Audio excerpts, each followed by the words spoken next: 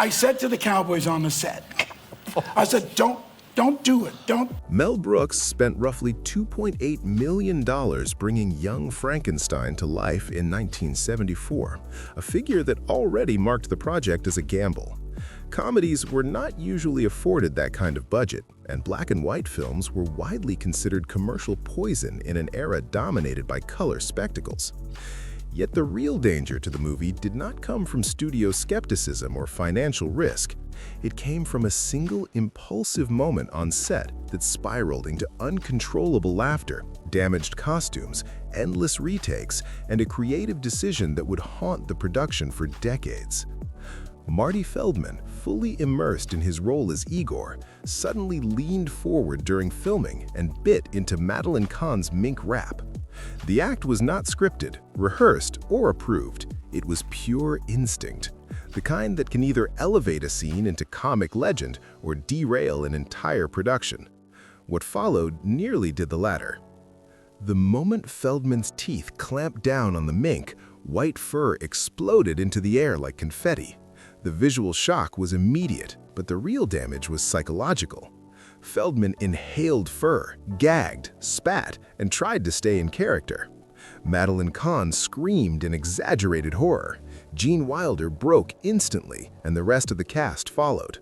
Laughter consumed the set so completely that breathing became difficult. The scene had to be restarted again and again, eventually reaching nearly 15 takes, an extraordinary number for a single gag.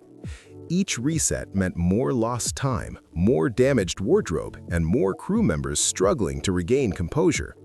Mel Brooks, a director known for embracing chaos, eventually had to call a halt simply to let the cast recover. What should have been a brief, elegant introduction of Elizabeth into the castle became the most disruptive moment of the entire shoot.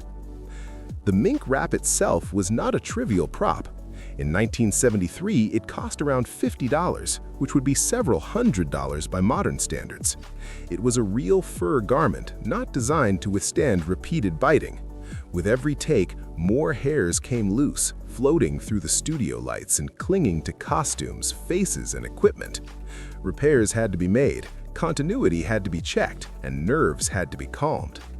The incident perfectly illustrated how fragile a film set can be, especially when comedy pushes into the realm of pure spontaneity.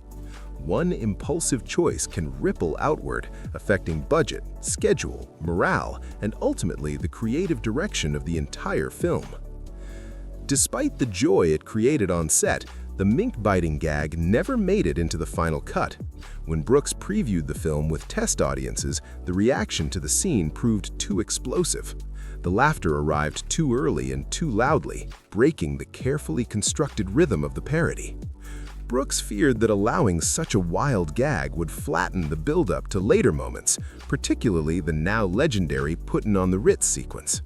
In a move that shocked even those closest to the production, he cut the full gag entirely, preserving only a fleeting shot of Feldman's twisted grin as a quiet echo of the madness that had unfolded. For nearly 40 years, the complete footage remained locked away, surfacing only in rare behind-the-scenes reels and special screenings. When it finally appeared on the 40th anniversary Blu-ray release in 2014, audiences realized it was more than a blooper. It was a glimpse into a version of the film that almost tipped into total chaos. To understand why Brooks was so protective of the film's balance, it helps to return to its origins. Gene Wilder did not set out to write a spoof. The idea was born in the winter of 1973, while he was staying in West Hampton, New York. Every afternoon at precisely 2 p.m., old Frankenstein films aired on television. Wilder watched them obsessively, absorbing their mood, pacing, and melancholy. When the credits rolled, the feeling lingered. Rather than mocking those films, he felt drawn to their sincerity. He picked up a yellow legal pad and began writing the first pages of what would become Young Frankenstein, imagining Victor Frankenstein's anxious grandson returning to Transylvania not to ridicule the past, but to honor it. That decision, to approach parody with reverence, shaped every creative choice that followed. Wilder wanted the film to feel as though it existed inside the same universe as the early Universal horror classics. He did not want jokes that pointed outward at the audience, winking and nudging. He wanted the humor to arise organically from characters who took their world seriously. Many of the earliest scenes he wrote, including the train station meeting between Dr. Frankenstein and Igor, survived almost unchanged into the final script. Wilder later described the process as if the story had landed in his lap fully formed, and all he had to do was catch it. Turning that feeling into a film, however, required a partner who understood both discipline and madness. While working on Blazing Saddles in 1974, Wilder approached Brooks with the idea in a manner only Wilder could manage. To make the collaboration official, he handed Brooks $50 in cash as a symbolic down payment to co-write and direct the film. Brooks asked if Wilder had any money, and Wilder simply pulled it from his wallet and handed it over. Brooks later joked that this was the exact moment the partnership truly began. From then on, their nights followed a ritual. They sat in Wilder's bungalow, drinking Earl Grey tea, eating digestive biscuits, and pushing scenes back and forth until every joke felt sharp while the world itself remained believable. Casting came together through a similar chain of fortunate coincidences. Wilder's agent, Mike Medavide, represented Marty Feldman and Peter Boyle at the same time. When Wilder began developing the script, Medavide contacted Brooks and asked if he had a project that could use all three actors. The suggestion triggered an instant visual for Wilder. Feldman was Igor, there was no question. His odd energy, bulging eyes, and unpredictable rhythm made him perfect. Boyle, meanwhile, possessed a rare ability to be both terrifying and tender, an essential combination for the monster. The creature had to feel dangerous, but also deeply wounded. Boyle could do both. The details of production quickly grew as strange as the jokes themselves. Boyle's makeup required 4 to 5 hours each day under the hands of legendary artist William Tuttle. The process trapped heat and adhesive against his skin under harsh studio lights, sometimes causing blistering and intense discomfort. His platform boots added nearly 6 inches to his height, making movement exhausting. Feldman's wandering hump was nothing more than a maternity cushion stuffed into his costume, yet it became one of the film's most beloved running gags. Even the mistakes began to feel intentional, as if the movie was choosing its own personality. The biggest creative battle was not about a punchline, it was about respect. Brooks and Wilder insisted on shooting the film in black and white to replicate the look and feel of the 1930s horror films, especially James Whale's Frankenstein from 1931.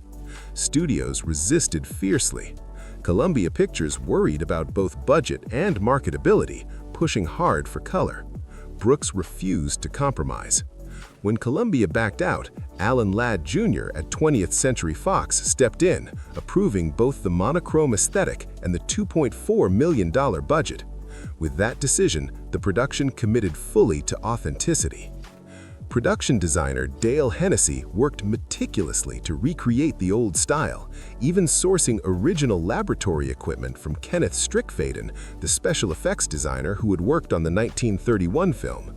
Strickfaden had kept the equipment in his Santa Monica garage for decades, and to everyone's amazement, it still worked. Brooks insisted on paying far more than Strickfaden asked, viewing it as a gesture of respect to the legacy they were honoring. Monis Morris shaped the score to feel period correct, moving seamlessly between eerie horror motifs and unexpectedly tender melodies. On set, Feldman arrived nervous, especially as it was his first major Hollywood production. That anxiety vanished once filming began. His famous "walk this way" gag, complete with limp and cane, was improvised on the spot and instantly became iconic. Wilder later described their dynamic as a classic comedy pairing, likening Feldman to Stan Laurel and himself to Oliver Hardy. Feldman embraced the comparison, and the role earned him a Saturn Award while cementing his place in film history. Terry Garr's journey followed a different but equally stubborn path. Initially auditioning for Elizabeth, she was told Madeline Kahn was Brooks's first choice. Rather than walking away, Garr returned the next day to read for Inga at Wilder's urging. She worked intensely on the accent, collaborated with a German wig stylist, and even exaggerated her figure to match the character's sensual confidence. The audition was so strong, Brooks cast her immediately, leading to lines that would become endlessly quoted. Even surprises had roots in personal relationships. Gene Hackman, known for heavy dramatic roles, was friends with Wilder and asked for a small part. Cast as the blind hermit, Hackman played the role with complete sincerity, letting the comedy erupt around him.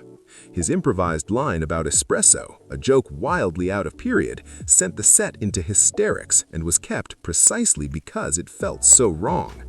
The scene ends abruptly, as if the film itself can't contain the absurdity. Throughout production, Brooks and Wilder fought constantly, sometimes shouting over minor changes. Brooks later admitted they nearly came to blows more than once. Yet the conflict served a purpose. Brooks pushed toward big, explosive comedy. Wilder